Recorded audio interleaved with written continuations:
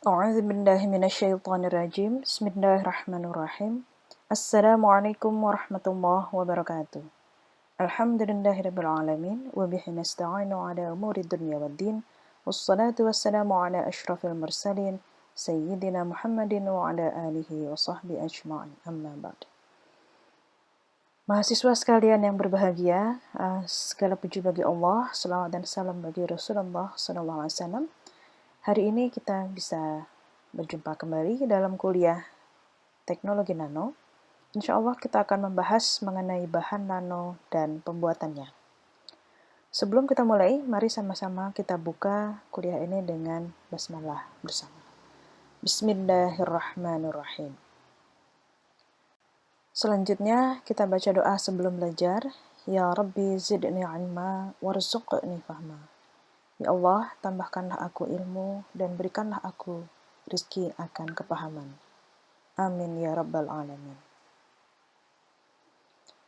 Ya, sebagai tausiah, marilah kita awali dengan pengkajian hubungan antara bahan nano ya, dengan ayat qauliyah, yaitu khususnya surat As-Saff ayat ke-4 ya. Jadi surat ke-61 ayat 4 ini membahas tentang bangunan yang kokoh. Dan bahan nano itu ibaratnya bangunan yang tersusun kokoh. Bagaimana maksudnya? Mari kita baca dulu ayatnya. A'udzu billahi minasyaitonir rajim. Bismillahirrahmanirrahim. Innallaha yuhibbul ladzina yuqatiluna fi sabilihi shaffan ka'annahum bunyanun marsus. Artinya, sesungguhnya Allah menyukai orang-orang yang berperang di jalannya dalam barisan yang teratur, seakan-akan mereka seperti suatu bangunan yang tersusun kokoh. Jadi perlu Anda ketahui bahwa bahan nano itu mempunyai struktur yang teratur. Nah, struktur yang teratur ini mengakibatkan bahan nano mempunyai sifat yang kokoh, kuat, tangguh, keras, dan seterusnya. Nah, hendaknya kita bisa mengambil pelajaran dari kedua ayat ini, yaitu ayat qauliyah di Al-Quran surat As-Saff, surat ke-61 ayat 4, dan ayat kauniyah, yaitu bahwa bahan nano yang kokoh itu tersusun dari struktur yang teratur. Ya, bagaimana hikmahnya?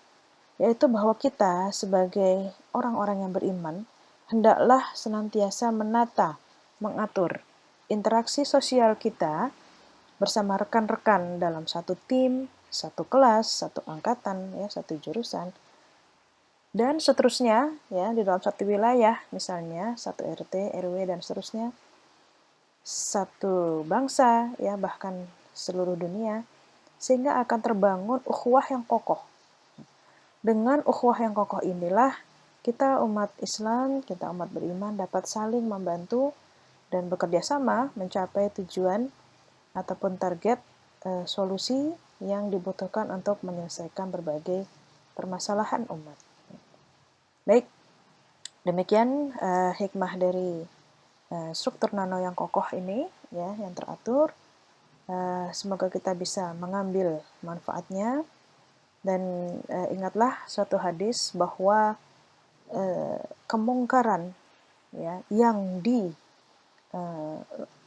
organisir secara teratur itu akan lebih sukses, ya, daripada kebenaran atau kebaikan yang tidak diatur dengan baik, ya. Oleh karena itu, kuasailah keterampilan berorganisasi, manajemen, ya, dan lain-lainnya, karena sesungguhnya kita semua manusia ini, khususnya orang beriman, adalah manajer di bumi, ya, adalah khalifah fil ard, ya. Oleh karena itu, ikutilah, ya, kegiatan-kegiatan organisasi yang baik di kampus maupun di lingkungan tempat tinggal Anda. Baik, kita akan lanjutkan masuk ke pokok bahasan hari ini, yaitu bahan dan sistem nano. Kita juga nanti akan membahas proses pembuatan bahan nano, ya. Jadi ini sebetulnya bahan ini untuk 2 pertemuan, untuk hari Senin ini dan Senin pekan depan. Namun saya berikan sekaligus supaya pekan depan kita punya waktu lebih leluasa untuk berdiskusi maupun latihan soal menjelang UTS. Bahan dan sistem nano, ya.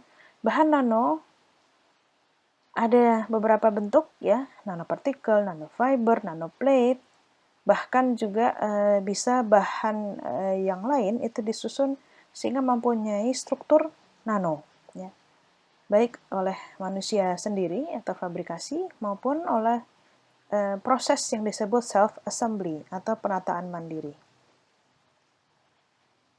Ya, apabila bahan nano itu dikombinasikan dengan suatu matriks, ya, maka akan membentuk nano komposit, ya, suatu kombinasi atau paduan.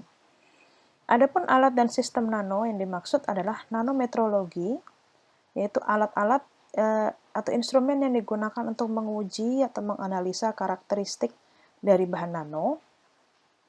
Dan ini akan kita pelajari nanti setelah UTS. Ya. Nah, sebagian dari alat-alat ini juga bisa digunakan untuk mensintesa bahan nano dalam suatu proses yang disebut manufacture. Berikutnya, sistem nano juga adalah mesin molekul. Ya. Mengenai mesin molekul, ini sudah dijelaskan pada saat kita mengikuti kuliah umum di BPPT dari Profesor Bernard Feringa. Dan saya sampaikan juga laporan kuliah umum, ya, ada beberapa foto slide-nya. Nah, tolong nanti dari situ Anda membuat ringkasan kuliah umum tadi, ya, dengan format yang bebas, terserah Anda, namun dalam bahasa Indonesia, ya. Tugas ini adalah tugas individu. Harapan saya dengan Anda membuat ringkasan berbahasa Indonesia, Anda akan belajar untuk memahami apa yang dimaksud dengan mesin molekul tersebut. Oke, baik, kita lanjutkan. Bahan nano, apa definisinya? Yang dimaksud dengan bahan nano adalah bahan yang berstruktur nano, ya. Nah, jadi bahan ini terdiri dari unsur-unsur yang pertama strukturnya kontinu, ya. Sehingga bahan nano itu bukan struktur dari satu atom atau satu molekul atau beberapa atom dan molekul yang terpisah-pisah, bukan, ya. Jadi strukturnya harus kontinu. Kemudian lebih dari satu dimensi itu berada dalam skala nano, yaitu 1 sampai 100 nanometer. Nah, ini adalah definisi bahan nano, ya. Objek nano bermacam-macam tadi sudah kita bahas, nanopartikel, nanofiber, nanoplate, nanorod, nanowire, dan nanotube. Dan lain-lain, ya. Kemudian ada juga nanokomposit. Ya, terkait dengan fabrikasi, ya, ada beberapa strategi, salah satunya bottom up. Nanti kita akan bahas lebih lanjut di bagian sintesa. Baik, selanjutnya klasifikasi bahan nano. Bahan nano secara dimensi ada 3, ya, setidaknya ada 3. Contohnya kalau ketiga dimensinya itu nano, maka bentuknya materialnya adalah partikel, quantum dot, nanoshell, microcapsules, hollow spheres, ya, dan lain-lain. 2 dimensi, contohnya single walled carbon nanotubes, ya, fibers, nanowires, dan sebagainya. 1 dimensi, contohnya coatings atau pelapis, film, lapisan tipis, bahkan virus juga umumnya 1 dimensi. Nah, di sini Anda melihat ada istilah kuantum. Apa itu kuantum? Ya, kuantum itu ilmu yang mempelajari tentang fenomena, ya, atau perilaku fisika atau mekanika dari objek-objek yang berukuran nano. Ya. Nah, nanopartikel maupun nanostruktur yang lain itu akan berperilaku sesuai dengan teori ini. Dan ini tentu sangat berbeda dengan teori fisika yang klasik, ya, untuk bahan-bahan berukuran makro. Baik, kita lanjutkan, ya. Jadi secara garis besar, menurut Ramsden, nanomaterial atau bahan nano itu ada 2, yaitu objek nano yang memang ukurannya nano, lalu ada bahan berstruktur nano. ukurannya tidak nano, tetapi strukturnya nano. Ya, nanti kita akan lihat contohnya. Nah, objek nano itu sendiri itu ada 3 dimensi. Ya, tadi sudah dibahas sebelumnya. Yang 3 dimensi itu nanopartikel, 2 dimensi itu adalah nanofiber, dan 1 dimensi ini nanoplate. Ya, jadi kalau kita lihat ya, ini semua bisa dibangun dari material yang sama, ya, misalnya grafin. Nah, material 1 dimensi berarti grafinnya ini hanya dipotong-potong saja, ini 1 dimensi ya. Jadi hanya dimensi ketebalan saja yang nano. Sedangkan panjang dan lebarnya itu lebih besar dari 100 nano. Kemudian 2 dimensi berarti ada 2 dimensi. Misalnya di sini sumbu X dan sumbu Y yang merupakan jari-jari dari silinder ini berada pada skala nano. Sedangkan panjangnya ini sudah lebih besar daripada 100 nano ya. Ini nanofiber karena ya seperti serat ya, panjang, tetapi di sini jari-jarinya kecil. Kemudian bahan nano 3 dimensi berarti dimensi pada ketiga sumbu X, Y, Z ya, yaitu dimensinya adalah R atau jari-jari dari bola, ini berada pada skala nano ya. Jadi jari-jarinya ke semua arah, ke semua sumbu itu kurang dari 100 nanometer. Baik ya, cukup jelas. Jadi ini nanopartikel, ini nanofiber, ini nanoplate. Nanofiber sendiri ada beberapa macam jenis ya. Ya, ini nanofiber. Nah, ada yang disebut nanowire. Apa itu nanowire? Nah, ini seratnya bisa menghantarkan listrik ya, electrically conducting nanofiber. Lalu ada nanotube ya, yaitu hollow, berongga, di dalamnya bolong ini, seperti pipa atau sedotan. Lalu ada nanorod ya. Nah, ini adalah nanofiber yang kejal ya, tidak ada rongganya dan relatif lebih pendek dibandingkan nanofiber yang lain. Baik, lebih lanjut kita lihat beberapa contoh nanopartikel. Misalnya di sini ini diambil gambarnya menggunakan AFM, Atomic Force Microscopy, jadi mikroskop gaya atom ya. Nanopartikel bisa terbuat dari bahan logam, mineral itu berarti oksida logam ya, atau polimer, atau kombinasi dari ketiganya. Dan nanopartikel bisa digunakan sebagai katalis, ya, obat, bahan pewarna, tabir surya, membran, dan sebagainya. Adapun nanowires ini bisa menghantarkan listrik ya antara bagian-bagian yang dihubungkannya, sehingga merupakan alat elektronik atau alat listrik yang berada pada skala nano. Ya. Kapan digunakannya? Antara lain sebagai biosensors ya, atau sensor biologis. Ya, fungsinya untuk mengidentifikasi protein pada virus misalnya, atau untuk mengikatkan bahan kimia obat ke sel targetnya. Baik, contoh berikutnya adalah struktur nano yang tertata secara mandiri, ya, tanpa intervensi manusia. Contohnya adalah pertumbuhan kristal, ya, atau di sini di gambar ini adalah pembekuan darah, ya. Jadi kalau manusia mengalami luka dan pendarahan, sel darah merah ini akan keluar, akan mengalir, ya. Nah, ini harus dihentikan. Caranya adalah trombosit akan memproduksi fibrinogen, ya. Serat-serat yang berwarna kuning ini.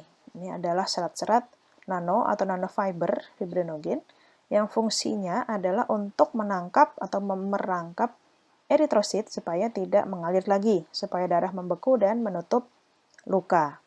Nah, kalau Anda lihat ini kecil ya, artinya diameternya atau jari-jarinya itu nano, tapi panjangnya ini sangat panjang ya, berukuran mikro. Jadi setara dengan sel darah merah. Ya, selain itu juga self assembly dapat terjadi dalam proses polimerisasi, ya. Jadi ketika monomer mengalami reaksi polimerisasi, itu juga sebetulnya mengalami penataan mandiri, ya, membentuk struktur ya sesuai dengan sifat-sifat, sesuai dengan informasi yang sudah Allah tanamkan kepada masing-masing atom per molekul.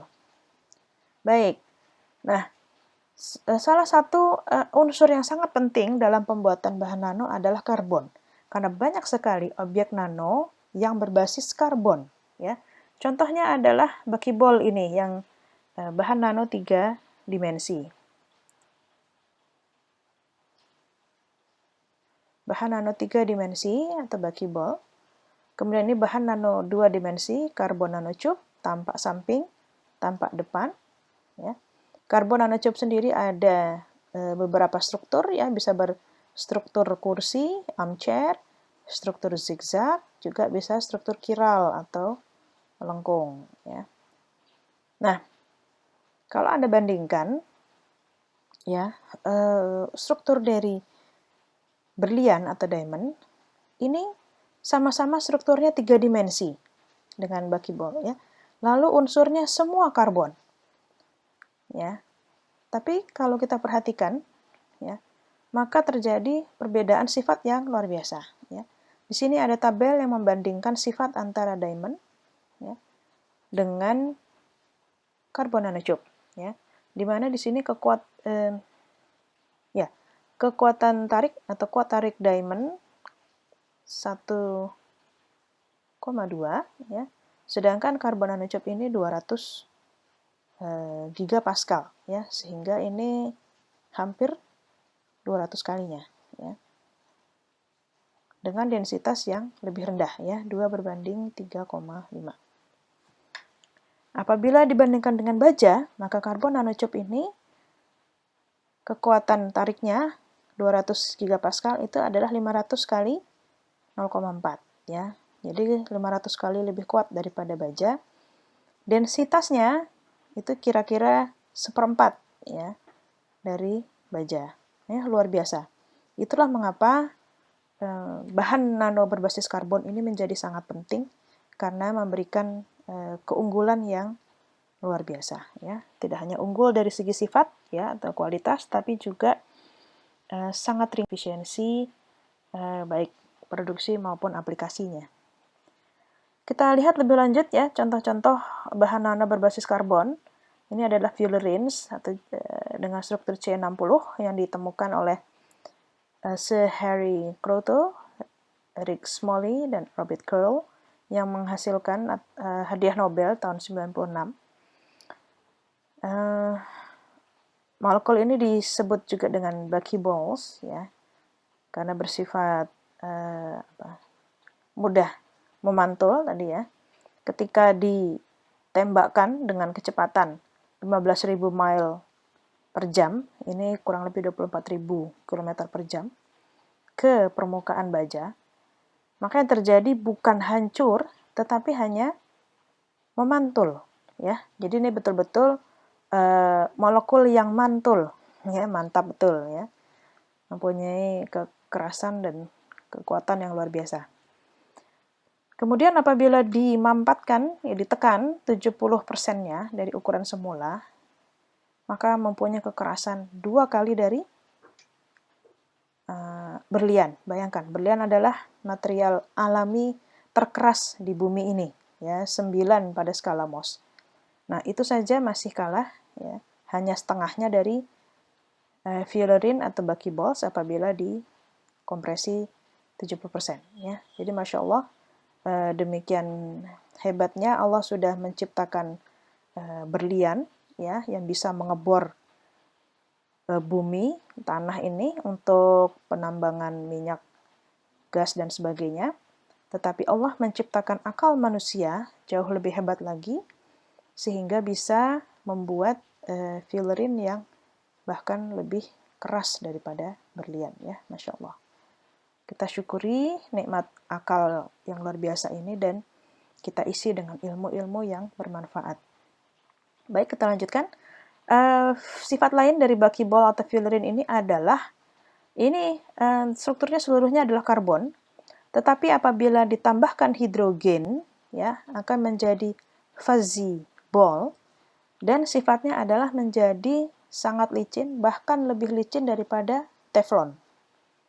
Ya, jadi teflon saja sudah licin, ini lebih licin lagi ya.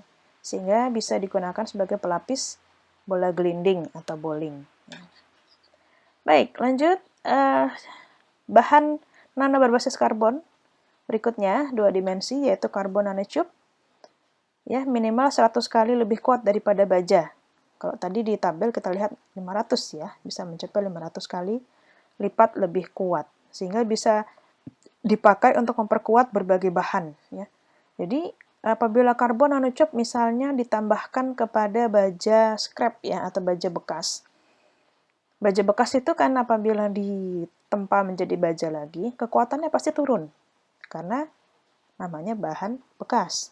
Tetapi bila ditambahkan karbon nanotube di dalamnya, maka akan punya kekuatan yang lebih hebat daripada baja murni. Ya.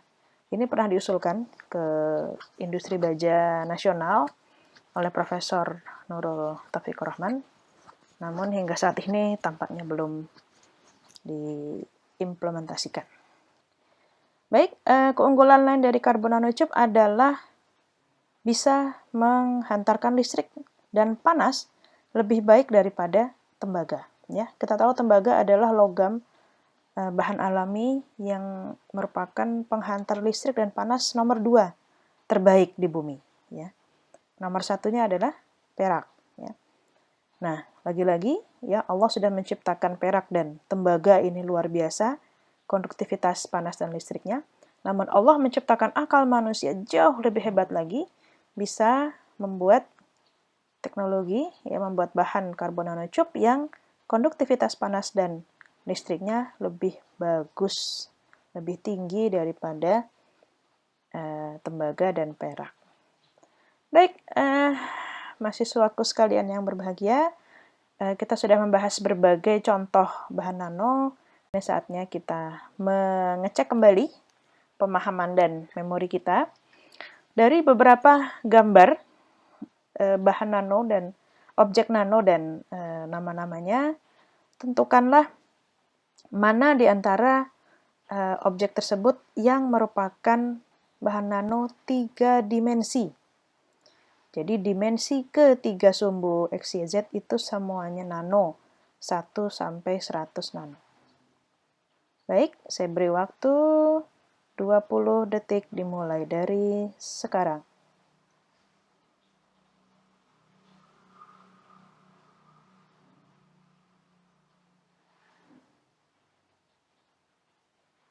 Masih ada waktu 10 detik lagi. 5, 4, 3, 2, 1. Baik. Ya. Apakah Anda sudah menjawab betul semua? Ya. Objek nano 3 dimensi itu adalah nanopartikel, nanoflowers, ya. Ini hollow fiber yang namanya dodecahedral cage, yaitu bola kosong berongga. Lalu ada fullerene, ya. Oke, ya, nanoflower ini adalah sebetulnya nanosheets yang tersusun secara 3 dimensi. Baik, kita lanjutkan. Di antara gambar sisanya ini, mana yang merupakan objek nano 2 dimensi? Ya. Diberi waktu 20 detik dimulai dari sekarang.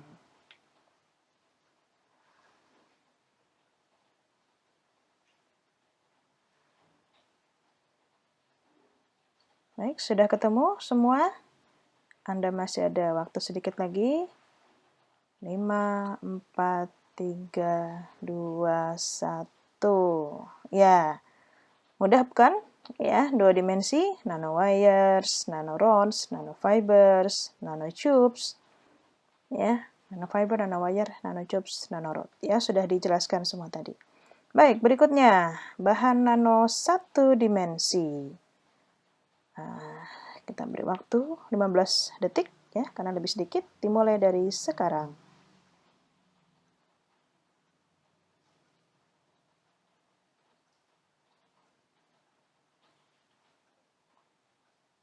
Lima, 4, 3, 2, 1. Iya, betul. Ya, nanoplates, nanosheet, dan wave-like nanosheet. Ya. Lalu, sisa 3 gambar lagi ini apa? Berapa dimensinya? Bukan 3, bukan 2, bukan 1. Lalu apa? Kalau Anda perhatikan, ya, di sini yang berukuran nano bukan molekulnya, bukan bahannya, bukan objeknya.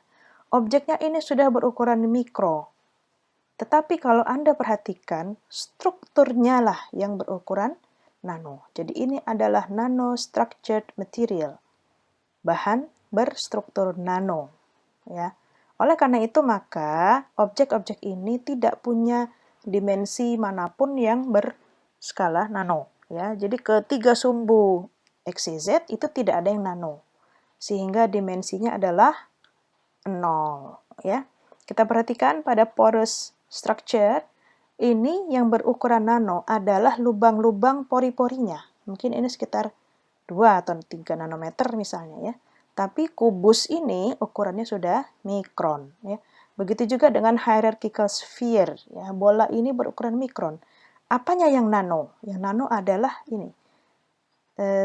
Dinding-dinding selnya, lubang-lubangnya. Ini yang berukuran nano ya. Begitu juga dengan array ya. Ini ukuran keseluruhan adalah mikro, yang nano adalah ini ya. Jari-jari atau diameter dari fiber-fiber ini, dari nanofibernya ya. Jadi array ini adalah satu berkas dari banyak nanofiber ya. Masing-masing nanofiber ini dimensinya 2, tapi secara keseluruhan array menjadi dimensi 0. Baik, itu yang perlu saya sampaikan mengenai bahan nano. Kalau ada pertanyaan atau hal-hal yang kurang jelas, silahkan Anda tuliskan di forum, dan insya Allah saya akan mengecek 1 atau 2 hari sekali dan memberikan jawaban.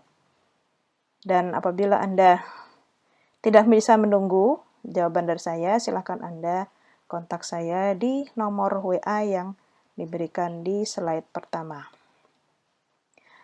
Baik, kita akan lanjutkan ke bagian berikutnya.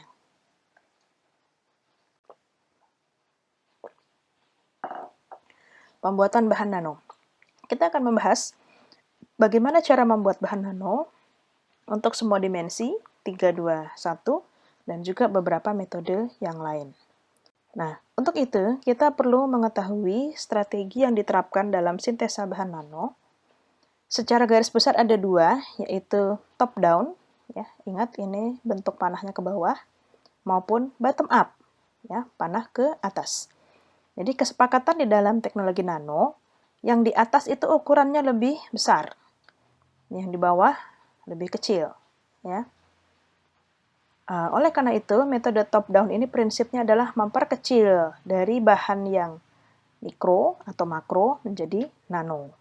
Sebaliknya, bottom up ini membangun dari bahan-bahan yang sub nano, ya, atau berukuran misalnya angstrom gitu ya, menjadi lebih besar sehingga mencapai skala nano. Caranya bagaimana? Ya, metode top down antara lain adalah proses pengecilan ukuran, penghalusan, ya, penggilingan, yaitu milling atau grinding. Ya. Kemudian juga bisa melalui proses dispersi atau eksfoliasi. Nah, masing-masing akan dijelaskan di slide-slide berikutnya. Nah, untuk strategi bottom up, cara yang digunakan metodenya adalah yang pertama nucleation and growth. Nucleation ini pembentukan inti, ya, growth itu pertumbuhan. Lalu ada juga molecular assembly atau penataan mandiri dari molekul. Kemudian ada metode solution and deposition atau gelation, ya, ini dikenal dengan istilah sol gel. Nah, selain yang 3 ini sebetulnya masih banyak lagi metode yang lain, dan nanti akan dijelaskan satu persatu pada slide-nya masing-masing.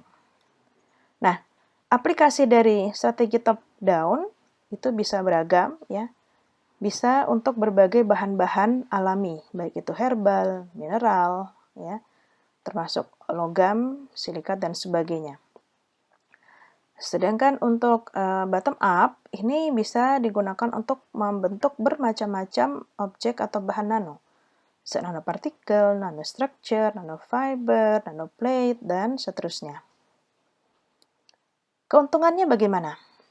Ya, metode top down itu lebih cepat, ya, dibandingkan metode bottom up yang lebih lambat.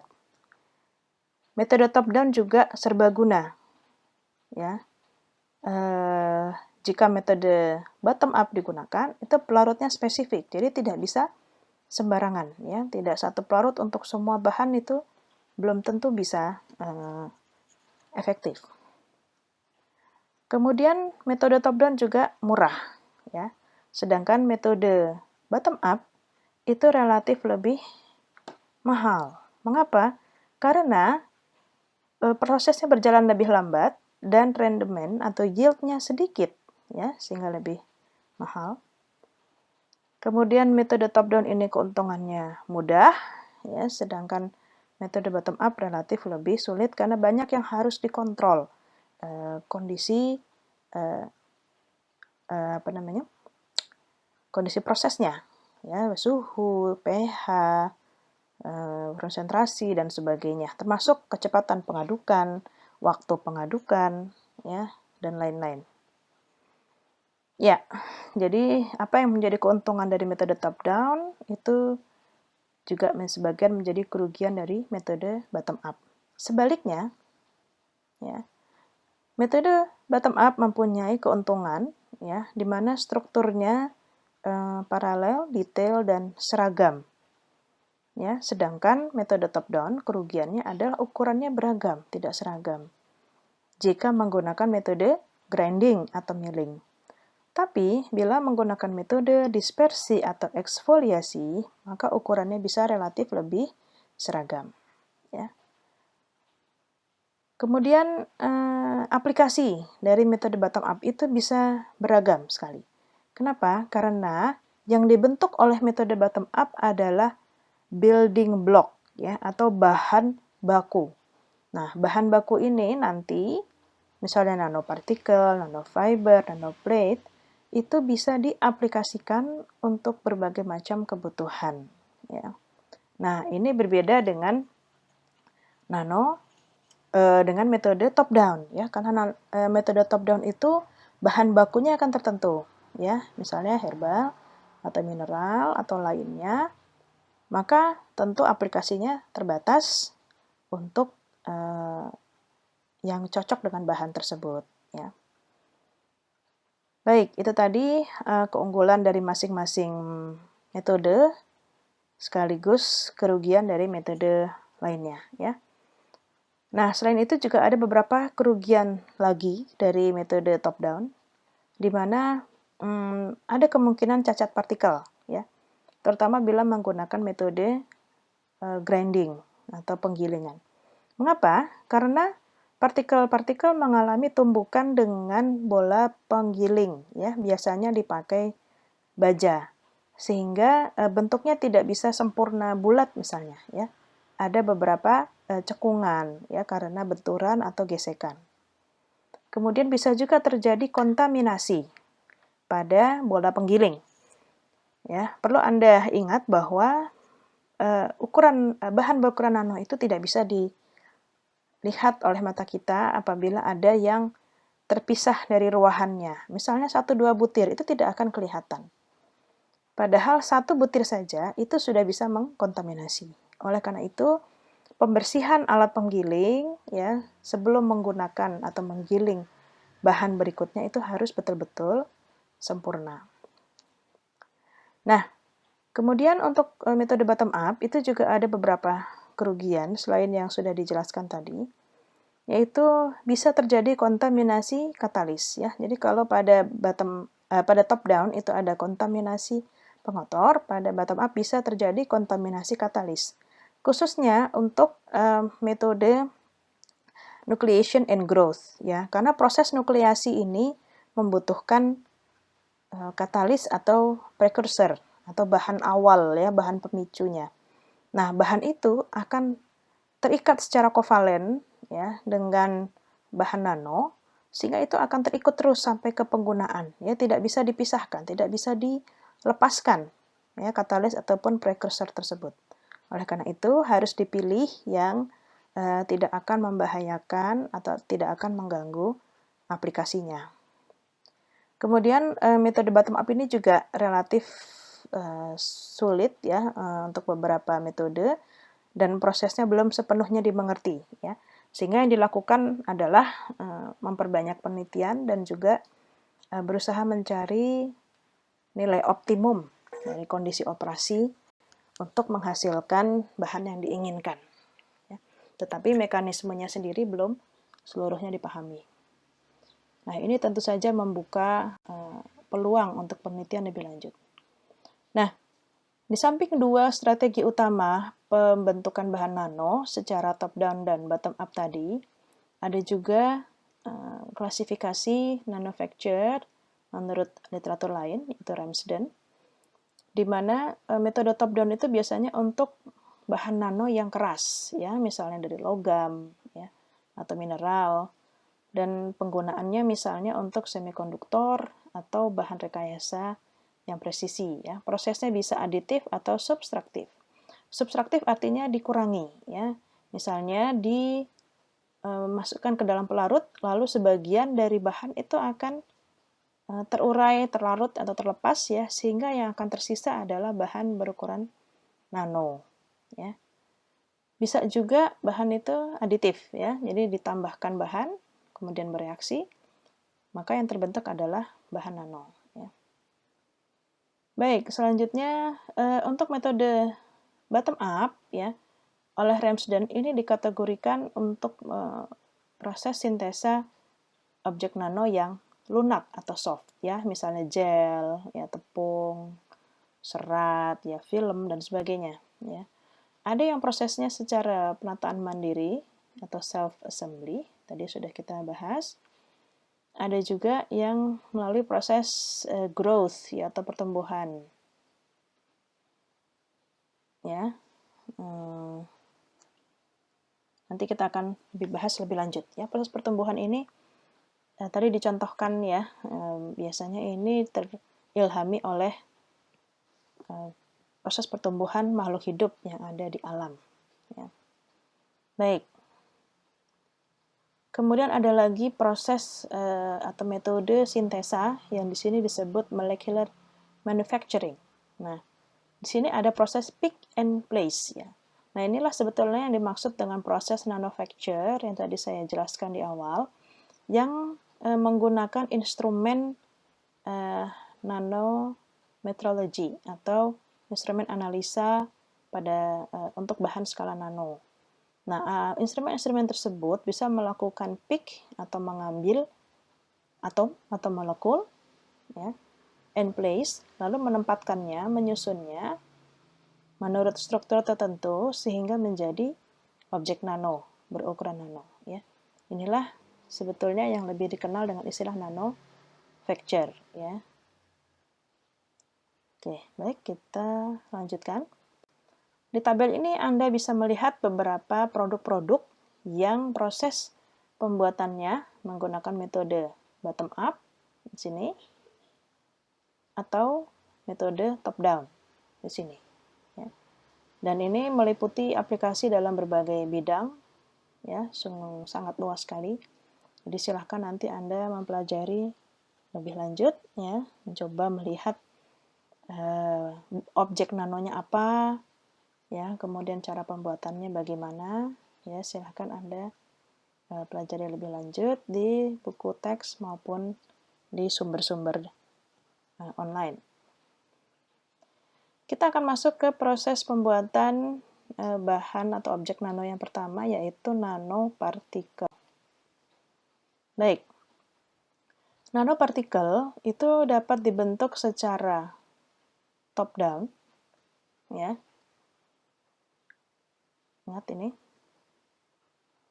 lambangnya panah ke bawah, ataupun secara bottom up, ya. Secara top down yaitu dengan proses penghalusan atau combination, atau bisa juga menggunakan proses dispersi, ya. Nah, proses penghalusan atau grinding biasanya sebelum digiling bahan itu dibekukan di dalam nitrogen cair. Gunanya apa? Ya, agar terjadi perapuhan, ya, struktur dari bahan, ya, karena apabila bahan dibekukan pada suhu jauh di bawah 0 derajat, maka cairan-cairan yang ada di dalam sel atau di dalam bahan itu akan terhisap keluar, gitu ya. Karena semakin dingin semakin dingin suhunya semakin rendah, maka kelembaban akan semakin turun. Oleh karena itu, untuk menjaga keseimbangan, maka cairan yang ada di dalam bahan itu akan ditarik keluar, sehingga bahan menjadi sangat kering dan sangat rapuh. Nah, ketika bahan menjadi sangat rapuh, maka ketika digiling akan jauh lebih mudah untuk menjadi halus, dan ukuran partikel juga akan lebih seragam. Nah, keuntungan dari proses penghalusan ini adalah prosesnya lebih murah, lebih mudah, dan juga serbaguna. Ya, bahan yang digunakan bisa bermacam-macam dan juga mudah. Ya, kenapa mudah? Nah, kalau Anda lihat alatnya, ini bahan tinggal dimasukkan ke sampel holder, ya, ditutup, kemudian dilakukan penyetingan kondisi operasi, ditinggalkan sampai halus, ya, bisa 8 jam, 10 jam, dan seterusnya. Lebih murah juga, ya, karena hanya mengganti biaya listriknya. Kemudian serbaguna, ya, bisa menggunakan bahan yang bermacam-macam. Nah, sebetulnya ada dua macam, ya, penggilingan ini. Ada yang untuk bahan padat, kemudian ada juga untuk dispersi dalam cairan. Ya. Nah, contoh alat ini adalah High Energy Mill yang patennya dimiliki oleh Pusat Penelitian LIPI Fisika, dipimpin Profesor Dr. Nurul Taufikur Rahman, Master of Engineering, Doctor of Philosophy. Namun demikian, semua teknologi itu tentu ada kekurangannya. Apa kekurangannya? Proses penggilingan menghasilkan partikel dengan ukuran yang sangat beragam, ya, karena memang kita tidak bisa menyeragamkan, ya, frekuensi tumbukan ataupun kekuatan tumbukan dari semua partikel dengan bola tadi, ya. Kemudian cacat partikel tadi sudah kita bahas, dan tentu saja kontaminasi, ya.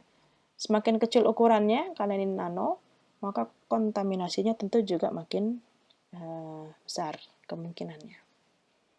Baik, ini cara penghalusan, ya. Nah, teknik yang berikutnya untuk metode top down adalah teknik dispersi.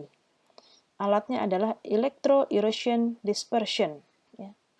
Nah, di sini bahan nano digiling menggunakan arus listrik, ya. Jadi kalau tadi high energy mill itu menggunakan bola baja, kalau di sini digilingnya dengan arus listrik. Tegangannya ratusan volt, ya, dan dalam kecepatan yang sangat tinggi, 1/1000 detik. Suhunya 10.000 sampai 15.000 Kelvin. Nah, ini kira-kira 1.200 ya. 12.000 ya, 1.500. 15.000 ya. Ini 10.000 sampai 15.000 Kelvin. Jadi sekitar 14.000 lebih, ya. 14.700 derajat Celcius kurang lebihnya. Itu luar biasa, ya. Sangat tinggi dan sangat cepat. Sehingga ukuran partikel ini akan menjadi seragam, ya, karena dipecahkan dengan kekuatan yang dahsyat. Ya. Mungkin analoginya itu ketika Nabi Musa meminta kepada Allah untuk menunjukkan wujudnya, maka Allah tampakkan wujud Allah itu kepada cahaya Allah itu kepada gunung, dan gunung itu hancur berkeping-keping. Nah, itu kira-kira kepingannya juga partikelnya itu akan seragam, gitu ya. Saking dahsyatnya energi yang diterima. Nah, alat ini ada 3 bagian, ya. Ada reaktor. Ini reaktornya, nomor 1. Kemudian sedimentation chamber, ruang sedimentasi, jadi diendapkan ya hasil penggilingannya tadi. Lalu ada control cabin, jadi untuk mengendalikan tegangan listrik, ya kecepatannya, suhunya dan sebagainya, gitu ya. Jadi ini sampelnya di sini. Ya. Hasilnya yang sudah halus di sini. Baik, kita lanjutkan. Kalau tadi kita sudah membahas metode top down ya untuk pembuatan nanopartikel, selanjutnya kita bahas metode bottom up untuk nanopartikel. Kita lihat di sini bahwa untuk pembentukan nanopartikel dengan metode nucleation and growth, pembentukan inti dan pertumbuhan, maka pembentukan inti itu membutuhkan energi minimum untuk mencapai ukuran kritis dari inti. Nah, setelah terbentuk ukuran kritis dari inti, maka inti yang ukurannya melebihi ukuran kritis ini bisa melanjutkan dengan pertumbuhan atau growth. Sedangkan yang tidak, itu maka tidak akan bisa tumbuh, ya, bahkan bisa berkurang lagi ukurannya dan kemudian membentuk atau memperbesar inti yang lain. Nah, pada proses pertumbuhan, atom yang terdispersi itu akan terkondensasi, ya, mengendap di permukaan inti, sehingga akan terbentuk fasa padat yang makin besar, sampai mencapai ukuran maksimum. Nah, oleh karena itu dalam membentuk nanopartikel secara bottom up, diperlukan pengetahuan berapa energi minimum yang dibutuhkan, ya, untuk mencapai ukuran kritisnya. Ya, tanpa ini maka nanopartikel tidak akan terbentuk. Nah, kemudian untuk menyeragamkan ukurannya atau monodispersity, maka harus diketahui viskositas atau kekentalan larutan. Ya. Larutan yang sangat pekat itu justru harus diaduk dengan sangat cepat, ya, untuk menjamin proses tumbukan di antara molekul untuk bereaksi. Ya. Sedangkan larutan yang sangat encer justru harus diaduk dengan sangat perlahan, ya, untuk memberikan waktu yang cukup bagi molekul-molekul untuk bertumbukan dan bereaksi. Baik, kita akan lihat teknik berikutnya untuk metode bottom up, yaitu sol gel atau solution and deposition. Ya. Sebagai contoh di sini, molekul kitosan, ya, ion amonium kitosan quaternary ini akan bereaksi dengan anion dari garam sodium tripolifosfat. Ya. Nah, reaksi ionik ini, ya, kemudian akan membentuk, ya, ini berada dalam larutan, ya, atau solution.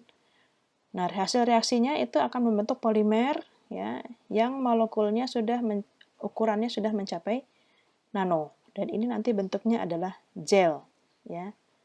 Nah, selain gel bisa juga terbentuk deposisi fasa padat, ya. Oleh karena itu metode ini atau teknik ini dikenal dengan istilah sol gel.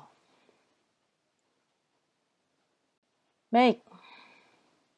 Nah, nanopartikel itu juga ada beberapa yang bentuknya kompleks, ya. Contohnya adalah core shell nanoparticles. Dan ini pembuatannya adalah secara nanoenkapsulasi. Jadi core-nya dibentuk dulu, ya, kadmium, selenium yang di dalam ini, baru kemudian dilapisi dengan zinc sulfida sebagai cangkangnya. Ini yang di luar. Nah, ini secara keseluruhan disebut quantum dot. Ya. Jadi ini merupakan nanokristal, ya, karena terdiri dari unsur-unsur logam disebut dot karena ukurannya ini 2-10 nano, jadi ini 3 dimensi nanonya. Dan karena terbuat dari logam, mempunyai sifat semikonduktor. Nah, contoh nanopartikel kompleks lainnya adalah mesoporous nanopartikel. Ya. Jadi di sini dimensinya bisa 3, bisa juga 0. Ya. Di sini dimensinya masih 3, ya, nanoparticles, ya. Kemudian di sini ada struktur nano berupa pori-pori. Nah, pori-porinya ini lebih kecil daripada ukuran partikelnya, yaitu hanya 2-3 nanometer. Nah, bagaimana ini proses membuatnya? Ya, karena ini material yang kompleks, maka proses pembuatannya juga kompleks. Ya, ada proses etching, ada proses disolusi dan sebagainya, di mana lubang-lubang pori itu sebelumnya adalah merupakan suatu unsur yang dalam prosesnya itu kemudian dalam proses sintesanya akan mengalami pelarutan, ya, sehingga tersisalah lubang-lubang atau pori-pori ini. Oke, baik, kita akan lanjutkan.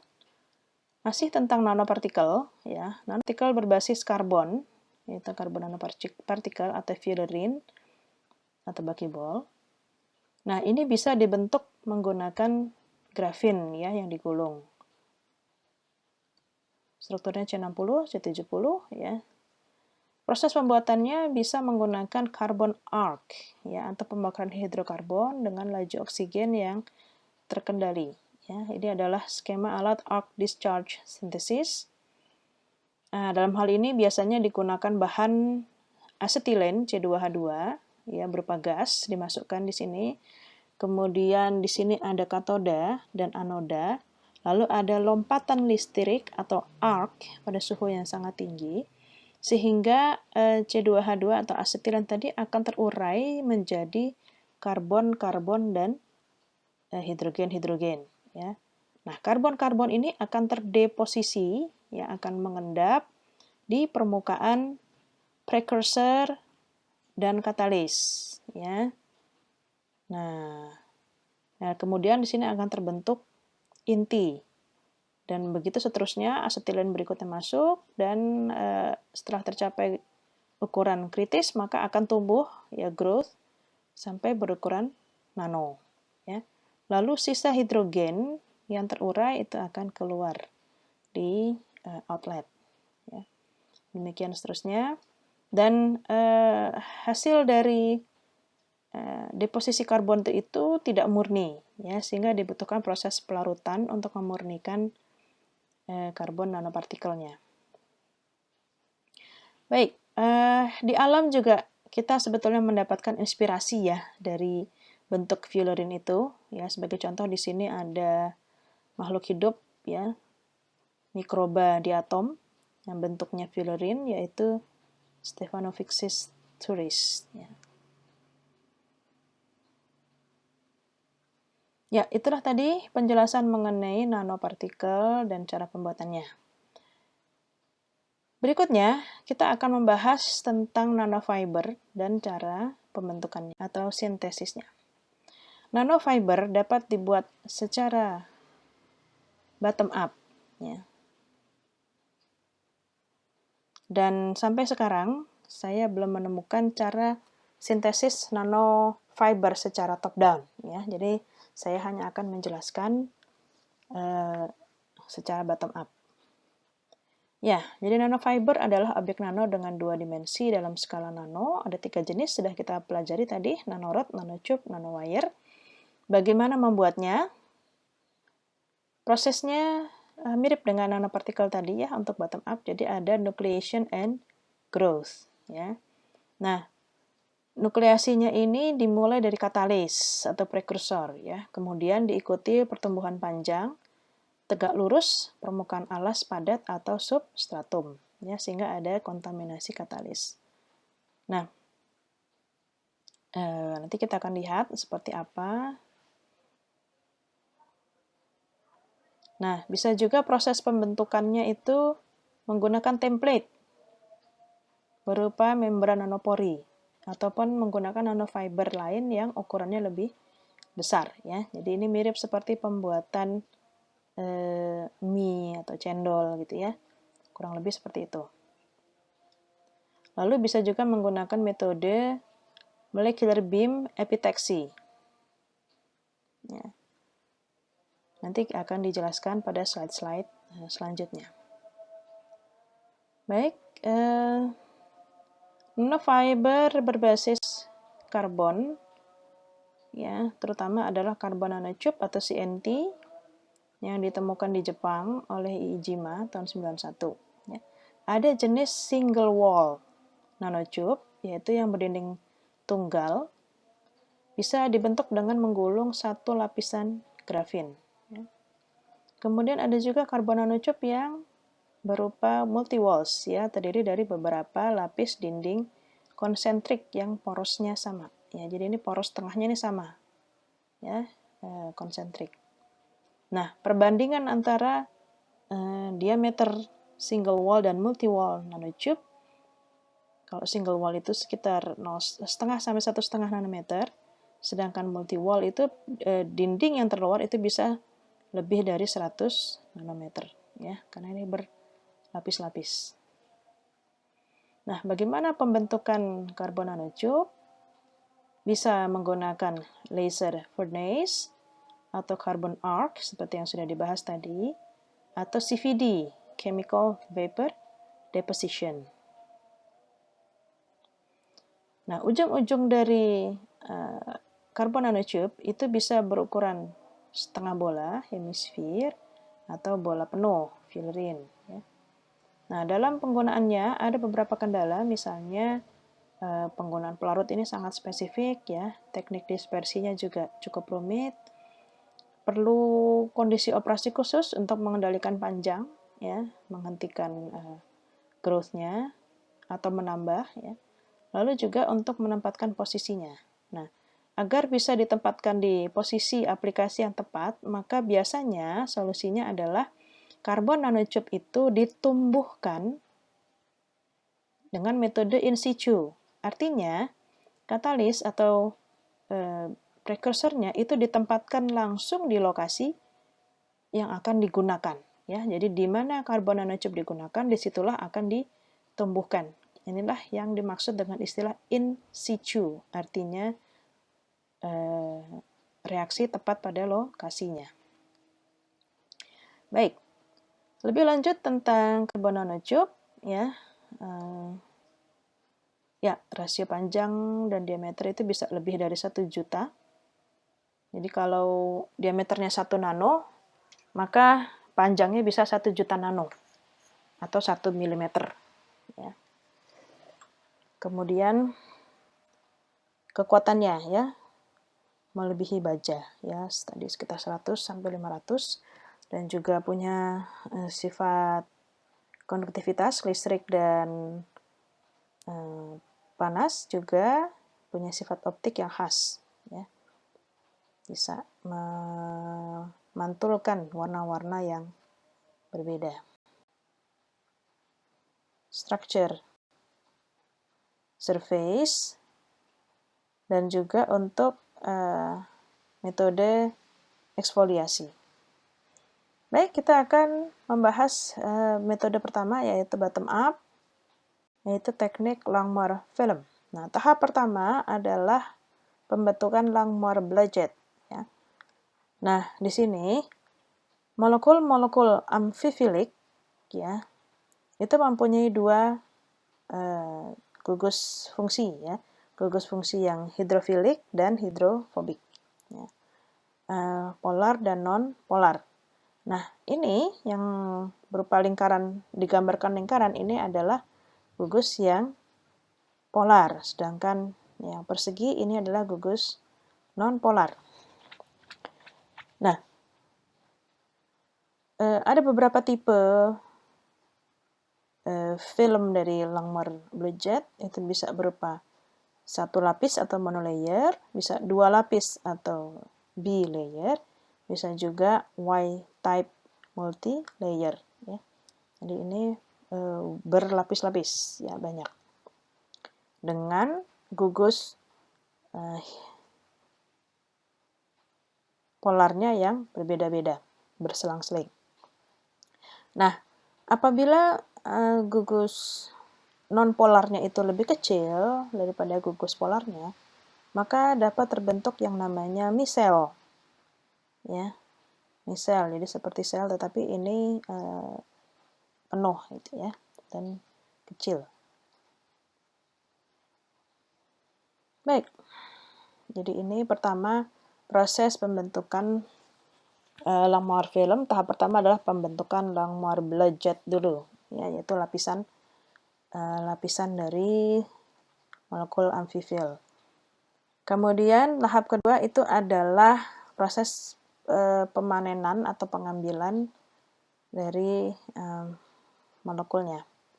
Nah, teknik yang pertama, yang A di sini adalah di tengah ini diletakkan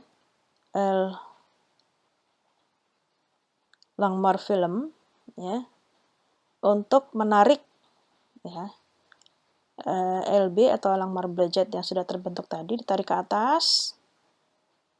atas, ya. Kemudian setelah didapatkan satu bagian ini, ya, masing-masing bagian atas dan bawahnya dengan satu lapisan, maka berikutnya lapisan ini bisa ditambah apabila menghendaki bilayer atau multilayer. Itu bisa dilakukan teknik yang kedua, di mana digerakkan secara vertikal, ya, sampai mencapai reseptakel ini yang di bagian bawah, ya, yang semacam cawan ini, ya. Ini didorong ke bawah sehingga nanti akan terbentuk lapisan yang kedua, ya. Begitu juga untuk yang sisi satunya. Ya, ini adalah metode Langmuir-Schaefer. Nah, berikutnya teknik yang lain adalah self-assembled monolayers. Jadi pembentukan satu lapisan atau monolayer secara mandiri, ya. Nah, ini sebagai contoh ada molekul LXR, ya, di mana X ini adalah molekul nonpolar, misalnya alkil. R ini adalah molekul yang reaktif, yang berikatan dengan substrat atau alasnya. Lalu X ini bisa diberi gugus fungsional L, sehingga terbentuk molekul LXR ini. Nah, molekul L ini bisa diganti-ganti untuk memvariasikan sifat dari lapisan SAM ini. Ya.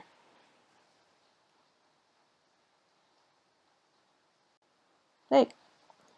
Teknik berikutnya adalah molecular beam epitaxy atau MBE.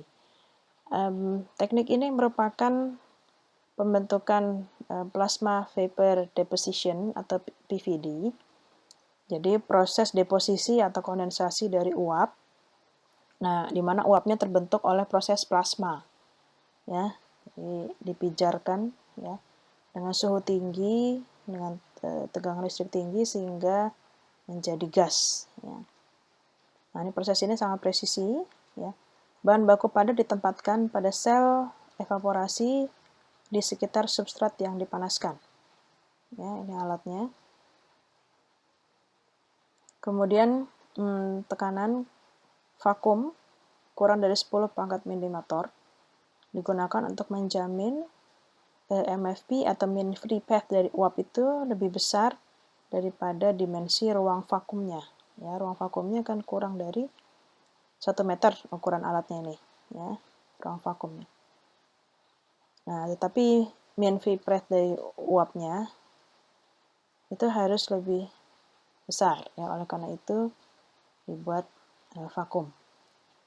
Kemudian setelah itu tahap kondisi ultra high vacuum yang tadi, ya, kurang dari 10 pangkat milimeter ini menjamin bebas dari kontaminasi gas sisa. Jadi seluruh gas itu akan bereaksi membentuk bahan nano.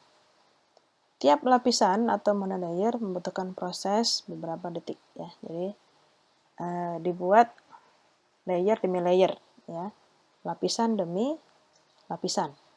Itulah metode untuk membentuk nanoplate menggunakan molecular beam epitaxy. Nah, teknik berikutnya juga bottom up adalah dengan proses mencetak. Ya, pertama disiapkan dulu cetakannya, di mana cetakan ini perlu mempunyai permukaan yang berstruktur nano atau nanostructured surface.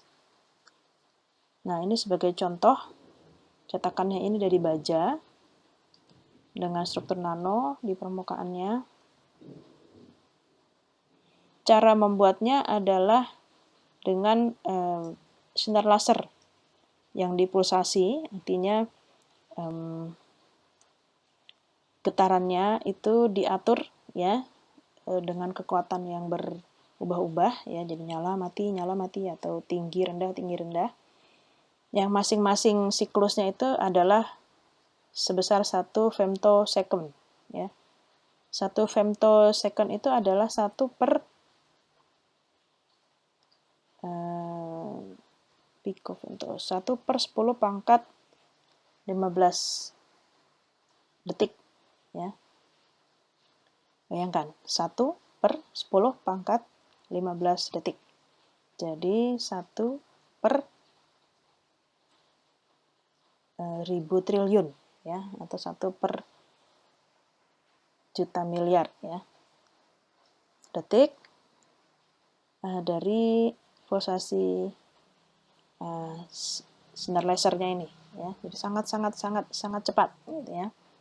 Nah, dengan demikian bisa terbentuk pola yang diinginkan di permukaan cetakan baja. Berikutnya dituangkanlah bahan ya, dan bahannya kemudian akan tercetak ya mengikuti cetakannya tadi.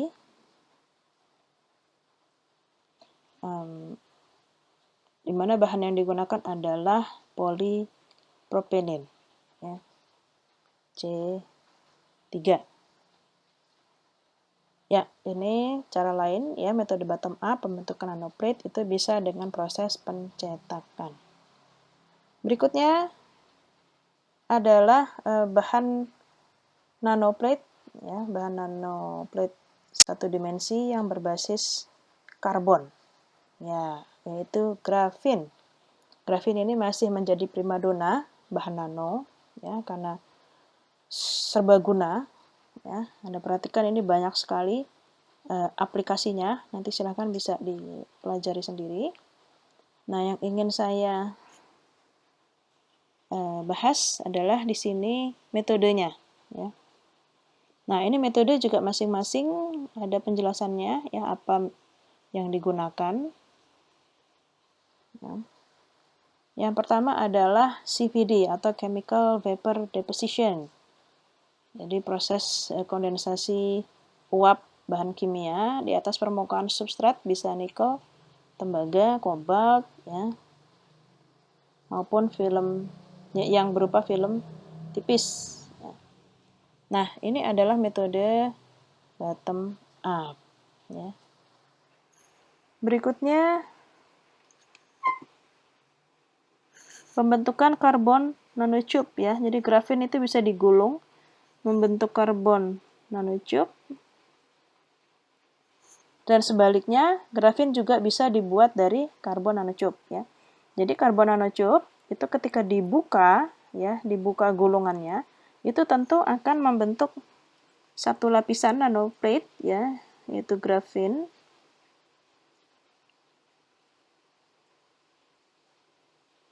Yang ini merupakan proses atau teknik B2B, bottom to bottom.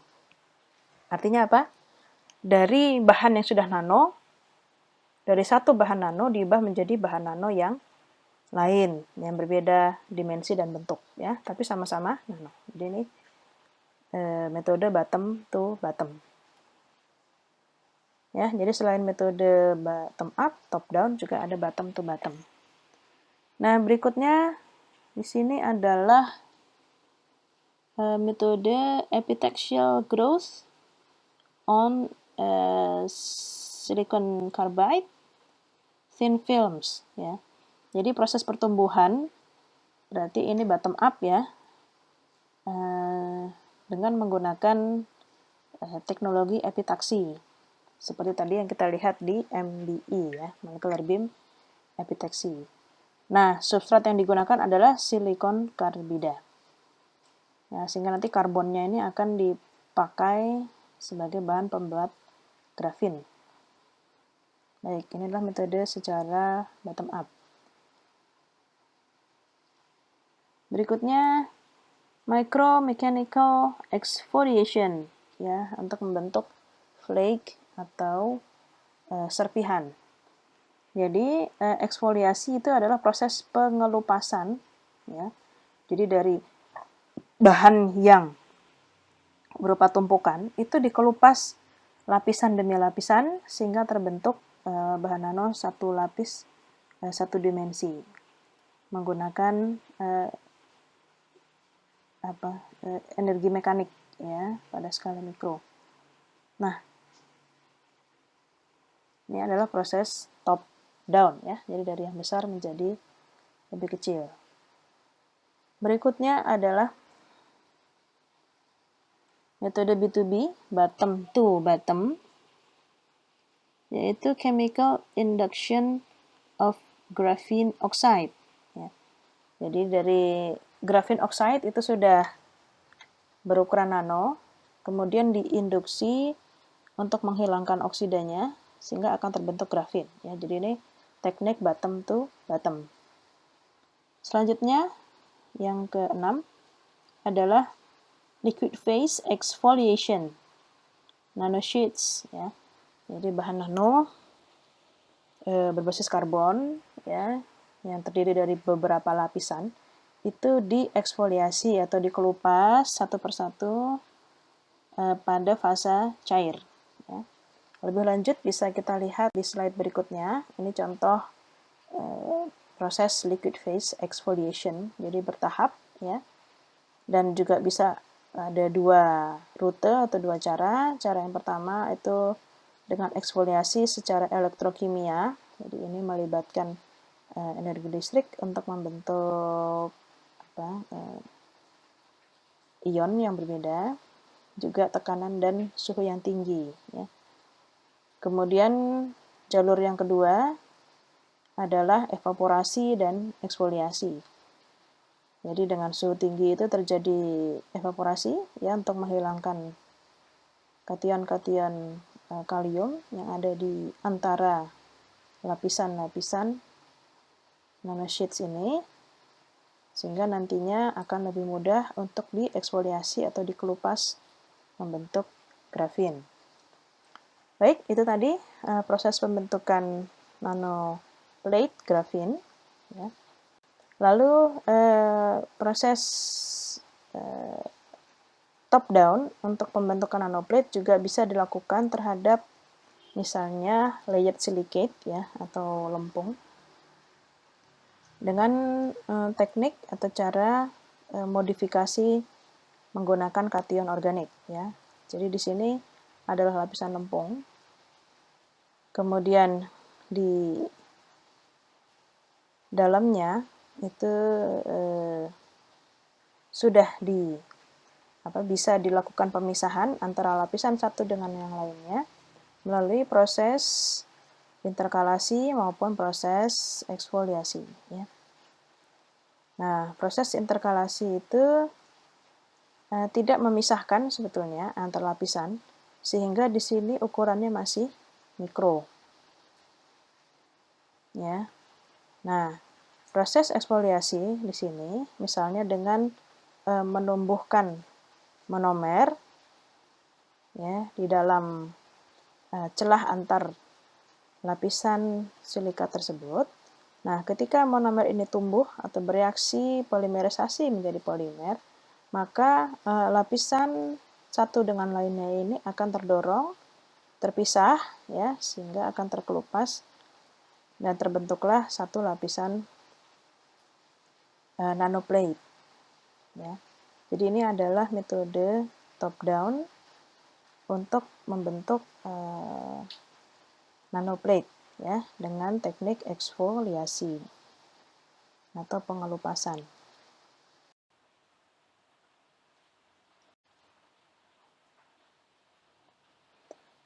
Ya, setelah proses pengeringan, maka dilanjutkan dengan penghalusan menggunakan planetary ball mill.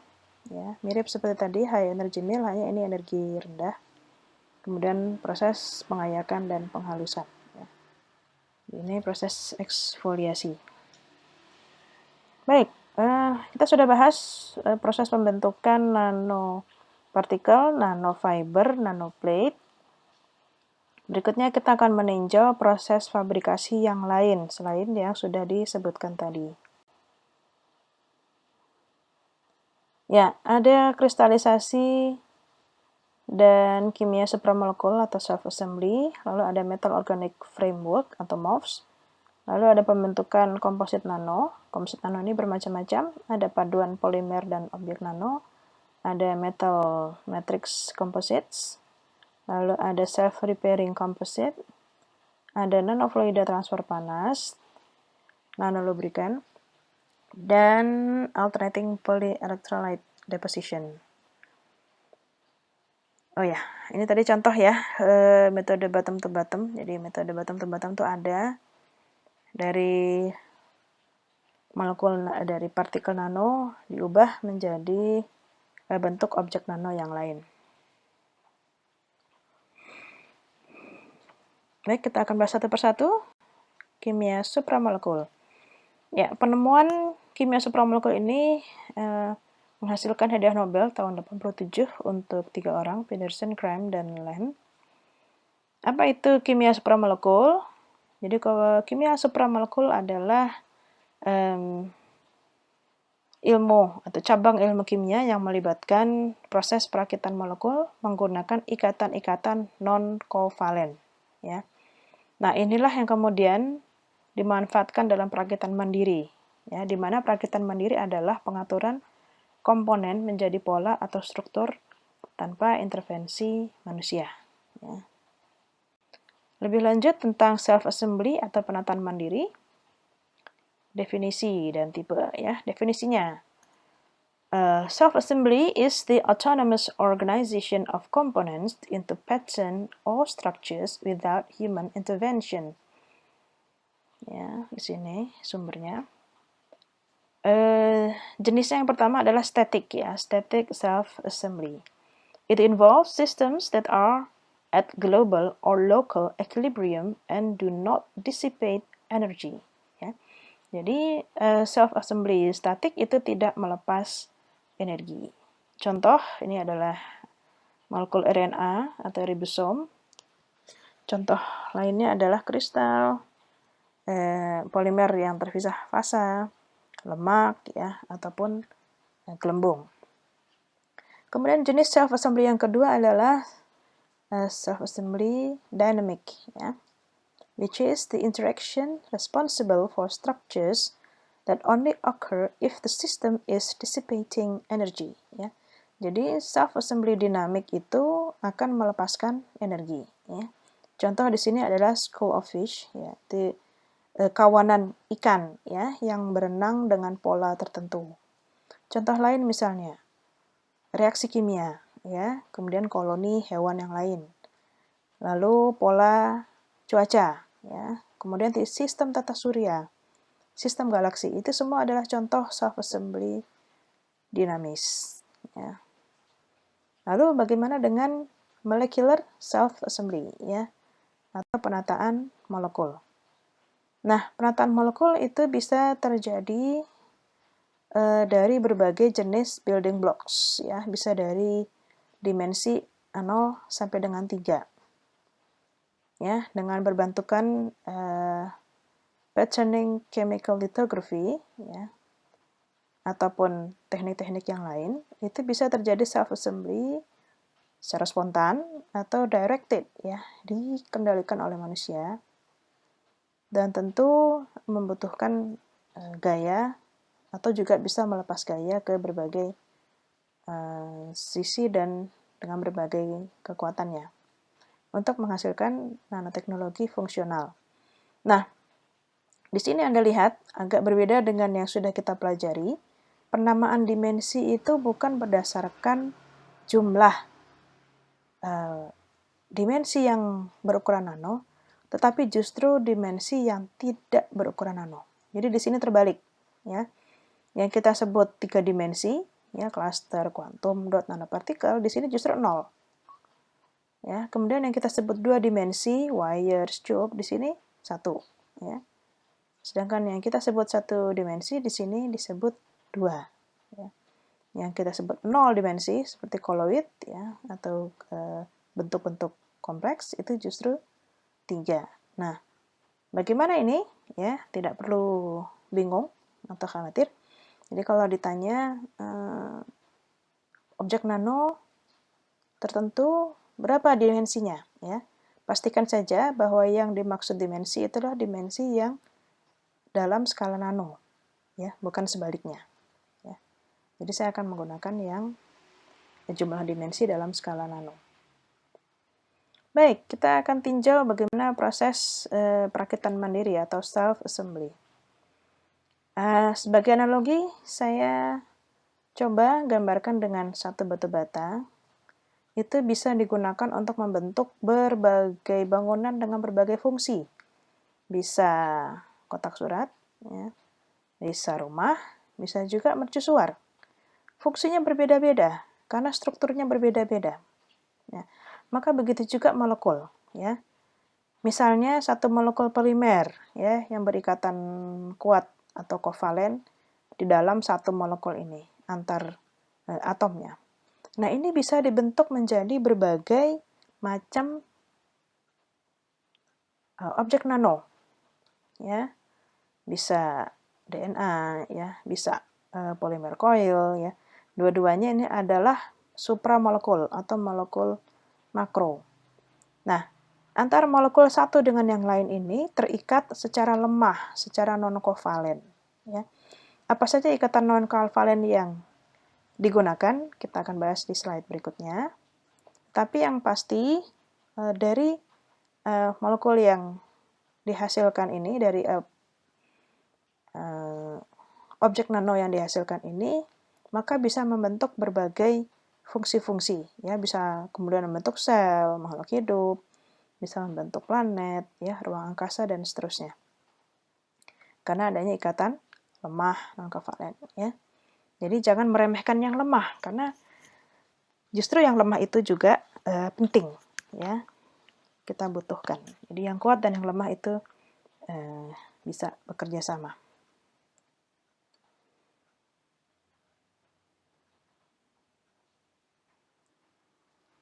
Baik, kita lanjutkan. Ikatan non-kovalen yang digunakan, ya. Bisa ikatan hidrogen, dan ini adalah yang paling kuat. Bisa ikatan pi, lalu bisa juga ikatan logam, koordinat, ya, ikatan koordinasi logam. Kita akan lihat bahwa pembentukan supramolekul itu sebetulnya diinspirasi oleh alam, ya. Allah menciptakan DNA, deoksiribonucleic acid atau asam diribonukleat, itu diikat oleh hidrogen antara pasangan-pasangan basah, ya. Jadi ini double helix antara rantai yang satu dengan rantai yang lain, ya. Masing-masing ada basa-basa. Nah, ini basa-basa ini berpasangan dan diikat dengan ikatan lemah, ikatan hidrogen, non-kovalen. Nah, tapi justru dengan adanya ikatan inilah maka kemudian terbentuk struktur DNA yang dibutuhkan. Nah, apabila inspirasi ini kemudian diterapkan pada polimer, ini sebagai contoh, pada rantai polimer poliuretan, itu antara rantai yang satu dengan rantai yang lain itu diikat oleh ikatan hidrogen antar gugus urea. Jadi ini ada gugus urea berikatan, ya. Gugus urea berikatan hidrogen. Jadi ini ikatan hidrogen antar gugus urea. Lebih lanjut, dalam skala bahan kita bisa lihat contoh, ya, misalnya ini mikrograf SEM, scanning electron micrograph, perbesaran 15 kali. Kalau di sini perbesaran 150 kali dengan menggunakan mikroskop optik. Nah, maka di sini setelah proses perakitan mandiri atau self assembly, itu terbentuk struktur, ada dua bagian, yaitu fasa keras atau hard phase, yaitu di sini adalah dinding sel. Ya. Nah, di sini terjadi ikatan hidrogen antar gugus urea tadi. Ya. Ini dinding selnya. Kemudian ada fase kedua yang disebut fase lunak atau soft phase. Di sini adalah lubang, ya. Kok di sini kelihatan selaput. Ya. Nah, secara skematik ini adalah sebetulnya rantai polimernya, rantai poliol yang panjang yang tidak diikat secara non-kovalen. Nah, karena ukuran dari hard phase ini sekitar 10 nano, maka ini dapat dimodifikasi sifatnya menggunakan objek nano. Ya, contohnya apabila dibuat nanokomposit dengan lempung. Baik, ini contoh proses hasil dari proses self assembly pada nanokomposit. Ya, kalau Anda bisa lihat di sini, ini adalah lapisan-lapisan lempung yang terorientasi, ya, head to tail, ya, sehingga terlihat seperti garis-garis, dan ini memperkuat struktur dinding sel dari busa poliuretan. Baik, berikutnya fabrikasi metal organic framework. Ya. Nama lain dari MOF adalah soft porous crystals, jadi adalah logam yang membentuk kristal dan ada porinya, atau porous hybrid matter, karena ini hibrida dari berbagai jenis logam.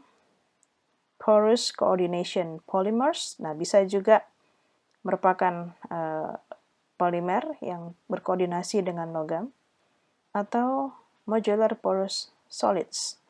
Jadi ini bahan padat berpori yang terdiri dari beberapa gabungan modul-modul yang lebih kecil. Proses pembentukan MOF itu bisa dilakukan melalui pencampuran, diikuti perakitan bahan di permukaan substrat, atau melalui proses APED. Klasifikasi menurut Kitagawa, ya. MOFs itu ada 6 kelas dengan berbagai strukturnya. Baik, ini bisa kita lihat beberapa contoh MOFs, metal organic frameworks.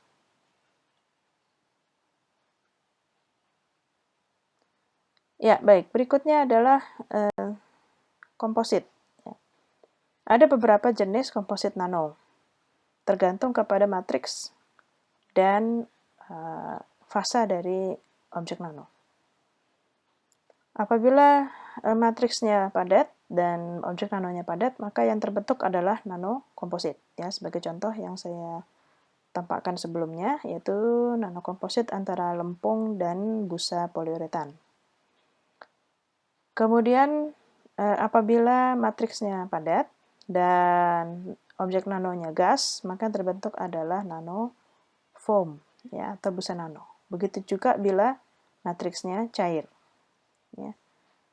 Nah, sebaliknya, bila matriksnya gas, lalu bahan nanonya adalah padat atau cair, maka ini disebut aerosol. Ya, dan inilah yang sedang dibuat untuk proses disinfeksi oleh kerjasama LIPI dan ITB, membentuk nanomist ozon. Jadi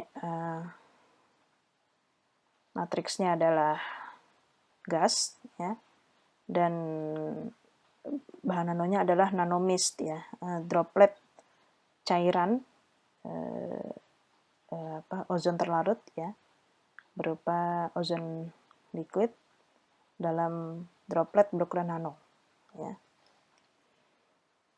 Nah, contoh ini aerosol yang ini adalah asap rokok, ya. Jadi padatan dari hasil pembakaran rokok itu sebetulnya berukuran nano. Lalu matriksnya adalah gas hasil pembakarannya. Sehingga asap yang keluar itu sebetulnya adalah aerosol dan partikelnya nano. Nah, ini sangat berbahaya karena ukurannya nano maka bisa menembus sel-sel dalam tubuh, sel darah merah misalnya, yang mana pori membrannya itu berukuran mikro, ya, lebih besar. Baik, kemudian komposit, ya, dengan matriks liquid, solidnya nanonya adalah solid, maka ini adalah disebut nano suspension, ya. Kalau solid liquid, kalau liquid disebut nano emulsion, ya. Contoh nano emulsion misalnya mayonnaise, ya. Nano suspension, ya, ada banyak beberapa contohnya, misalnya nano silver suspension, ya. Larutan nano silver misalnya itu nano suspension. Baik, kita akan lanjutkan. Kita lihat contoh komposit. Di sini polimer dan abiat nano, berarti ini solid, ya. Sebagai contoh misalnya komposit antara polipropilen dan titanium dioksida untuk membentuk cat, ya, atau pelapis tipis, ya. Nah, penggabungan dari matriks dan pengisi ini akan juga menggabungkan sifat-sifatnya, ya. Dalam hal ini polipropilen sifatnya adalah fleksibel dan transparan. Sementara titanium dioksida itu kaku dan pekat, ya, tidak transparan. Maka setelah digabungkan, hasilnya adalah lapisan cat yang lentur, ya, dan pekat, karena menggabungkan sifat-sifat yang paling kuat dari matriks dan pengisinya. Ya, bagaimanakah proses pembentukan komposit nanopolimer atau nanokomposit polimer, ya. Nah, setidaknya ada 3 cara, ya. Interkalasi, ada 2 cara interkalasinya, ya, interkalasi in situ polymerization, lalu interkalasi saja, dan ada kopresipitasi. Ya, pada interkalasi monomer, jadi lempung misalnya sebagai nanoplate ini dicampur dengan monomer dan kemudian dilakukan in situ polymerization, ya, polimerisasi in situ di mana monomer akan bereaksi membentuk polimer. Maka di sini nanoplate-nya akan terpisah-pisah, ya, akan terbentuk menjadi objek nano dan polimer terbentuk diantaranya sebagai matriks. Nah, cara yang kedua adalah interkalasi polimer. Jadi dicampurkan antara polimer dengan objek nano. Tapi dalam hal ini, objek nanonya harusnya sudah termodifikasi terlebih dahulu, sudah tereksfoliasi. Baru kemudian bisa dicampur dengan polimer. Cara yang ketiga adalah kopresipitasi. Dalam hal ini, proses membutuhkan larutan prekursor, ya. Larutan prekursor ini adalah campuran antara objek nano dengan polimer, ya. Nah, larutan ini kemudian diproses, ya, sehingga akan mengendap secara bersama-sama membentuk komposit. Baik, ini komposit objek nano dan polimer. Berikutnya komposit antara logam nano dan matriksnya, ya.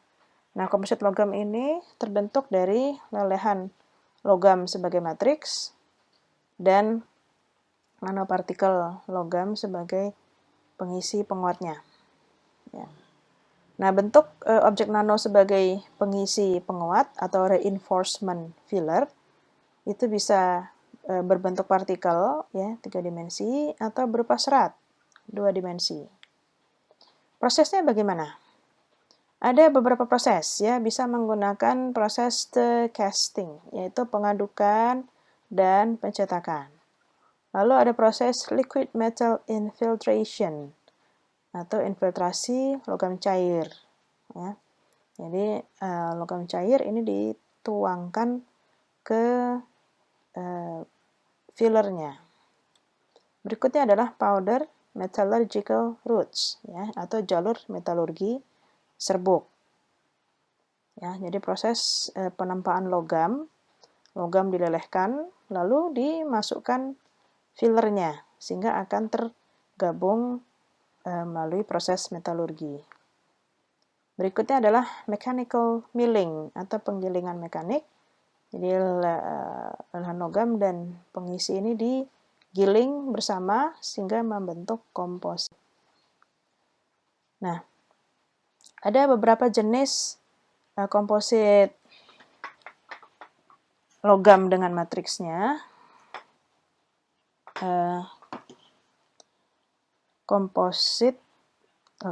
Jadi metal matriks komposit ini adalah komposit dengan matriks logam. Nah, metal matriks komposit ini ada beberapa jenis. Yang pertama adalah yang diperkeras dengan proses dispersi. Ya. Lalu yang kedua adalah komposit berlapis atau layered composite.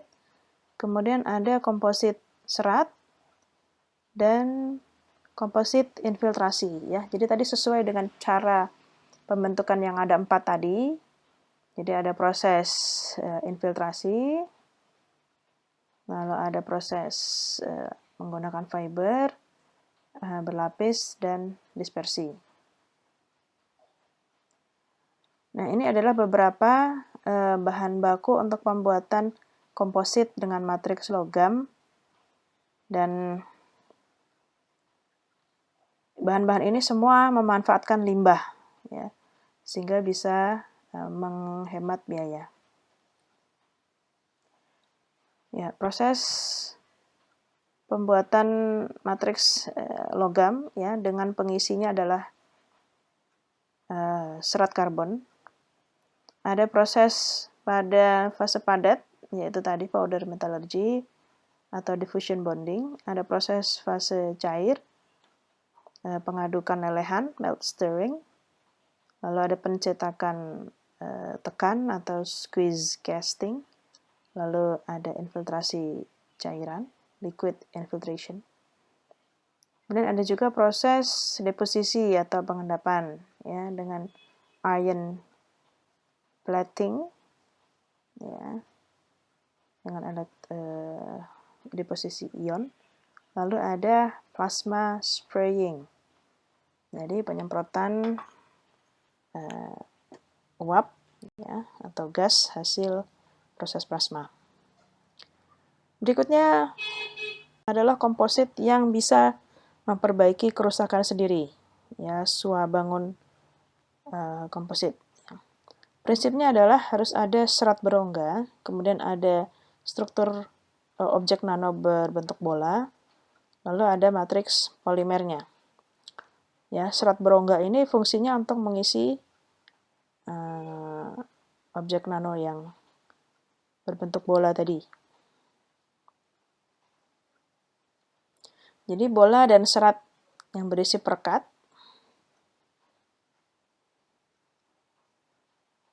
akan bereaksi secara polimerisasi in situ, lalu bergabung dengan matriks polimer. Ya. Nah, ada 2 jenis utama bahan ini, ada yang membutuhkan rangsangan dari luar, ya, membutuhkan pemicu dari luar, non-autonomous healing, di mana pemicunya itu bisa panas, bisa cahaya, bisa bahan kimia, atau gaya mekanik. Kemudian ada juga komposit yang tidak membutuhkan pemicu dari luar, yaitu autonomous healing. Nah, kita lihat di sini sebagai contoh ya, mula-mula di sini bahan sebelum terjadi daripada kondisi awal, jadi ada mikrokapsul, di dalamnya ada serat dan perekat, lalu ada katalis pada matriks polimernya, kemudian terjadi keretakan atau crack ya. Nah, selanjutnya keretakan merambat. Nah, ketika keretakan merambat ini maka cairan yang akan melakukan perbaikan, ya, perekatnya itu akan mengalir mengisi celah atau rongga pada retakan, ya, dan begitu seterusnya. Sementara di dalam mikrokapsul ini kemudian akan terjadi pengerasan, ya, sehingga memperkuat pengisi dan struktur dari bekas keretakan tadi, sehingga akan tertutup, ya, retakan atau lubangnya akan tertutup dengan sempurna.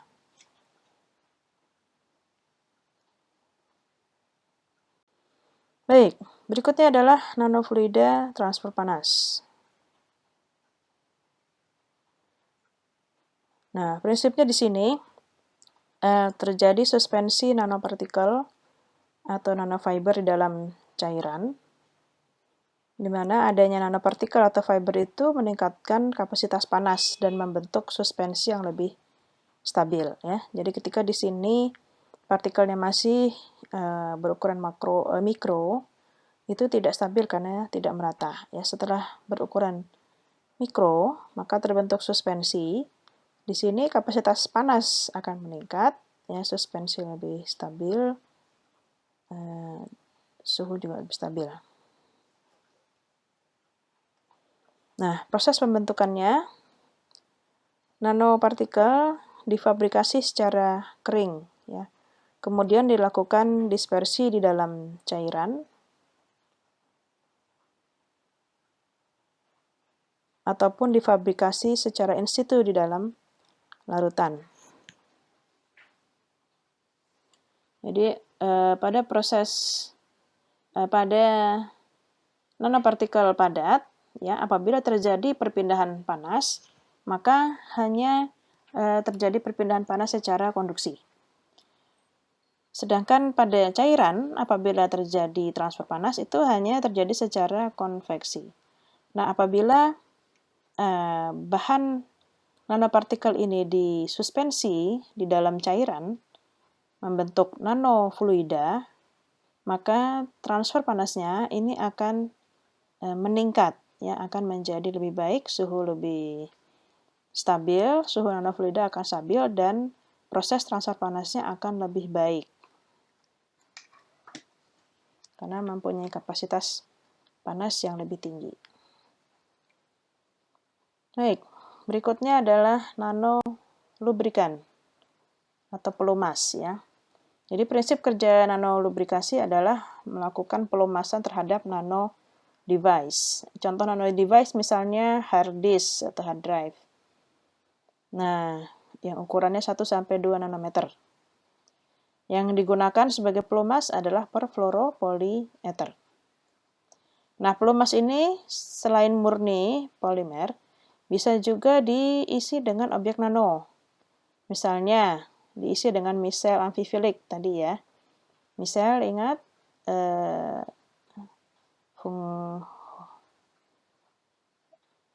gugus polarnya itu lebih besar daripada gugus nonpolar. Kemudian bisa juga diisi dengan nanoplate lamela, ya, contohnya tadi dengan lempung. Atau menggunakan nanopartikel logam, ya. Nah, nanolubrikan ini artinya lubrikan itu diisi dengan objek nano. itu akan memberikan efek lubrikasi yang lebih baik ya, dalam hal penyerapan panas maupun menekan gaya gesek atau friksi.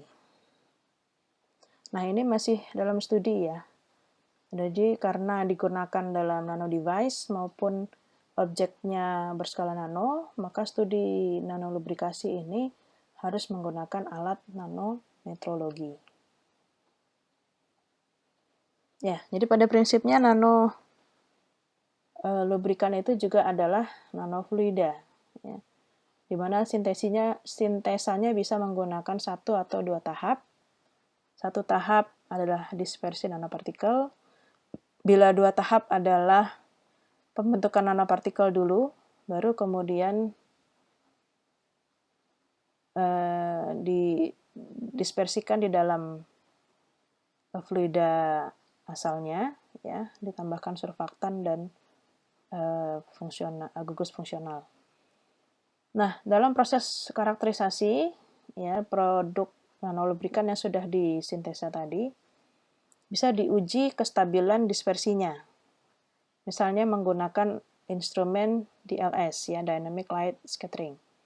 Lalu bisa juga dianalisa morfologinya, ya, menggunakan beberapa alat TEM, SEM, AFM, TGA, EDX, XRD, Raman spektroskopi. Ini semua akan kita bahas nanometrologi setelah UTS. Ya. Nah, sifat-sifat nanolubrikan, misalnya sifat konduktivitas panas. Nah, ini bisa didesain sebelumnya menggunakan pemodelan teoritis dan simulasi numeris. Ya. Kemudian bisa diujikan efek dari suhu, ukuran partikel, fraksi volume, dan juga pH, ya, untuk membuktikan kesesuaian dari model teoritis tadi. Kemudian sifat viskositas. Viskositas nanolubrikan itu bisa berubah sesuai dengan suhu, ya, perubahan suhu. Kemudian juga viskositas ini bisa dipengaruhi oleh ukuran partikel, fraksi volume, dan juga pH.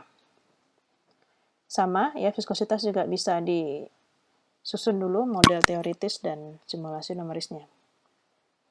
Kemudian sifat-sifat tribologi sama, ya, juga dipengaruhi oleh suhu, ukuran partikel, dan fraksi volume, tapi tidak dipengaruhi oleh pH. Tribologi ini terkait dengan fungsi lubrikasi. Selanjutnya, ini yang terakhir, yaitu fabrikasi secara APED, Alternating Polyelectrolyte Deposition. Ya, ada dua jenis. Yang di atas ini adalah proses pembentukan bahan nano, di mana substratnya itu adalah bermuatan negatif. Maka langkah pertama, deposisi atau pengendapan polikation, polimer bermuatan positif, ya.